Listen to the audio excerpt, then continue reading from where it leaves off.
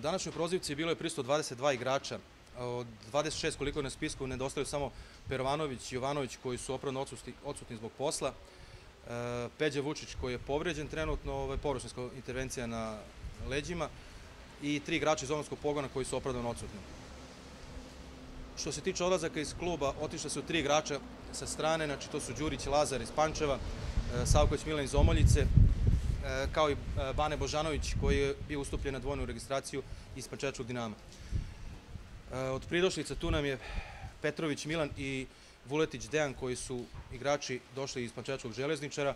Želimo da izbalansiramo znači, taj broj odlazaka sa dolascima, tako da verujem još 1-2 igrača da bi nam bilo dovoljno sa kosturom ekipe iz prošle polusezone da izborimo opstanak. Nalazimo se na 10. mestu na tabeli. Opasna zona je samo na 3 boda od nas, tako da je situacija jasna, opstanak ligi nam je zacrtan, težak jako zadatak, ali verujem, pošto imamo utakmicu više u prolećnom delu, da bez poraza kući sa većim delom pobjeda ostavit će nas u ligi.